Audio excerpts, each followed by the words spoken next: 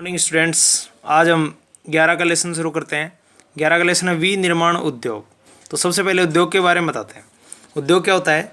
कृषि और खनन से प्राप्त पदार्थों को मनुष्य के लिए उपयोगी बनाने के लिए जो उनका रूप परिवर्तन किया जाता है, उस क्रिया को ही क्या कहता है? उद्योग कहा जाता है। जैसे गेहूँ प्राप्त हो गया, गेहूँ का हमने रूप परिवर्तित करके उससे बिस्किट बना दिया, तो वो जो काम होगा वो कहाँ होगा?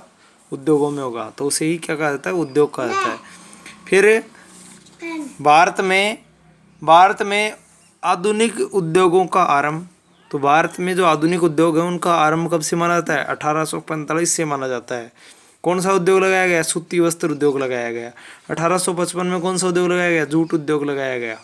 फिर है स्वतंत्रता के बाद देश में विभिन्न योजनाओं में लौह इस्पात उद्योग, सूती वस्त्र उद्योग, सीमेंट उद्योग, कागज उद्योग और चीनी उद्योग आदि का प्रारंभ किया गया। फिर भारत में लौह इस्पात उद्योग।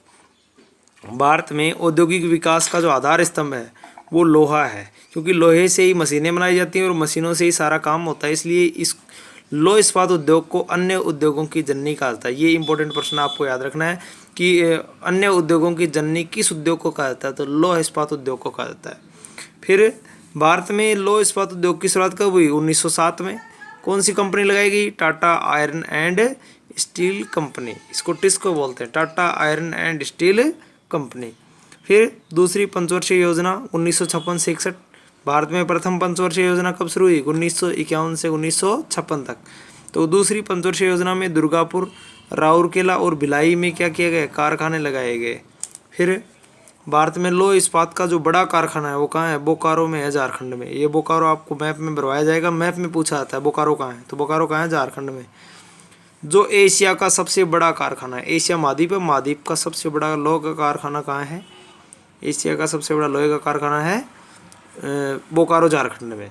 फिर 2015 में भारत विश्व में कच्चे लोहे का तीसरा सबसे बड़ा उत्पादक देश बन गया। नेक्स्ट, लौह इस्पात उद्योग का सकल घरेलू उत्पाद में योगदान है 2%। सकल घरेलू उत्पाद आपको समझाया जाएगा आगे।